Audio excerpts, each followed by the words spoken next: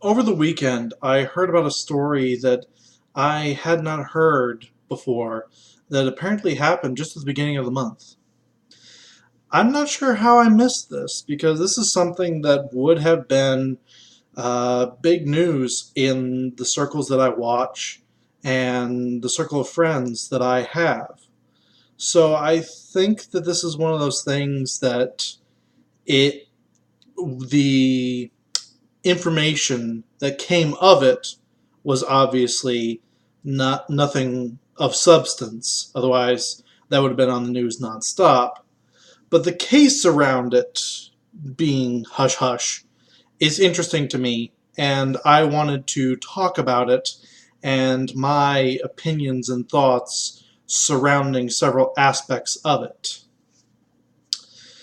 I am talking about the case of one reality winner. That's a name. I'm not shitting you. That is an actual person's name. Reality is the first name. Winner is the last name. This is why I think sometimes that nurses should have the right to say, no, try again. I say that as a joke, by the way. Why would you name your kid something like that? And after looking into it, I'm fairly confident this is her birth name. I've seen no information that this was a changed name. This was a woman that was in the Air Force for a good 6 years as a cryptologic linguist. I believe I said all that right. And she was fluent in several languages, which is what led to her being hired by a company that is in some form contracted by the NSA. What they do exactly, I'm not really up to speed on, so I don't want to quote anything. Uh, from what I read, it sounds like they either help the NSA gather information or they sort of collect it and then send it to the NSA. I don't know. I'm not saying anything. This is just what I think I interpreted it as. But I know for a fact they are contracted through the NSA. Well, she got some information that she thought was official confirmation that the Russians actually did make an attempt to hack the at least one voting software supplier for the voting booths in 2016 for that election. And she leaked that. She got caught doing that, and she has been put in jail. She's up for trial. They put her no bail because they feel that she would flee the country. And before I go into any tangents about her or my opinions surrounding therein, uh, Assange has put up, if I'm understanding this correctly, a $10,000 reward to figure out how her information got out, what reporter did it, because he feels that people who are leakers or whistleblowers should be protected, and we need to find out who is responsible for revealing them because that is against, I believe he phrases it as against journalistic ethics, but I may be wrong in my interpreting of that as well. But either way, I do agree with Assange here that whistleblowers and leakers should have some form of protection and they shouldn't be seen as villains like this. I think that, in a sense, she was in the right, but in another sense, I can see how people argue that she is in the wrong here, and this is where her personality comes into play. And after the information that I've seen of her and surrounding her, I believe that this was politically motivated by her own biases. So I can really understand why people do not want to see her get the kind of protection that other whistleblowers would, because this seems so biased. Uh, but then I still feel whistleblowers should have some form of protection. So I'm kind of up in the air about this one. This is one where I think that people have to draw their own lines on this person. Because, to put it frankly, she's bonkers. She is batshit crazy. I'm not sure how exactly this woman got hired to work for a company that's associated with the NSA. I don't know how she could have passed any background check. It's not like she was hiding anything. On her social medias, she makes it very apparent. And by the way, I said social medias plural because she does this in several places, via Twitter, via Facebook, via whatever.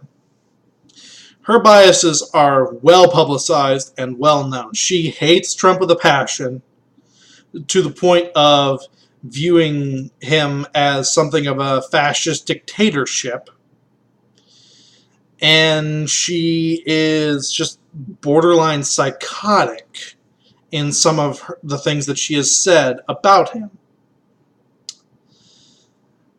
Take into account as well the fact that when they did a home raid on her, as they typically do when they find leakers, they want to find if they have any other information. Again, I don't agree with that, but I can understand that. They found a diary of hers, and in that, she had sort of a fascination with the Taliban and Osama bin Laden, and not just like a curious interest into how they work fascination. I'm talking like she was, in a sense, morally supportive of them. So once again, I find myself asking, how exactly did she get hired? I know how she got the job because she has the skills that would be necessary for an information gathering job like that. But I'm wondering, what background check could she have possibly passed? And how, if there was a background check that she passed, how screwed up is it that she could have passed it? Because just looking at this, I can see that there should have been no chance she would have been hired. I'm all for people having their own political biases and such, but hers were so out there that something like this was going to happen sooner or later. It was inevitable with her. It just happened that she got information that was, from the looks of it, completely and totally false and or bad. So she kind of screwed herself. But this was a time bomb waiting to happen. Any employer dealing with sensitive information could have seen that coming. So I don't know how she got this job. And I think that some fixes are needed in order to stop things like this from happening again. Because, again, like I said, I got nothing against people having their own biases, having their own opinions, having their own whatever. When you're dealing with sensitive information like this, I think that it would be better to have a more neutral standpoint or slight bias rather than an extreme such as this. It's going to be interesting to see where this goes, and even if this is going to be talked about. So little information has been seen, shared, revealed about this that I'm wondering if this isn't just going to be swept under the rug. Because, well, as I said, she's kind of bonkers, so the story sort of tells itself, and anything that she's associated with or touched really has to be taken with a grain of salt. That said, I think I said this already, she's facing upwards of 10 years in jail for this, and I don't think that is, I think that that's extreme, to put it lightly.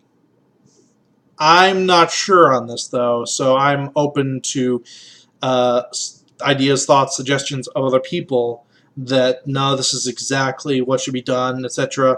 And I'm not saying for political reasons. I'm saying for whatever was leaked, how it was leaked.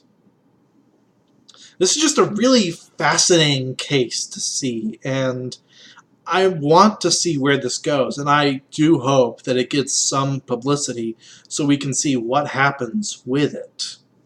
the more that's revealed about her, the more interesting it becomes, to say the least. Hopefully we see where this goes, and hopefully organizations learn from this and fix their fucking background checks. I doubt it, but I can dream, can I? This has been Math Machine talking about a really curious case about a extremely fascinating person. Peace out.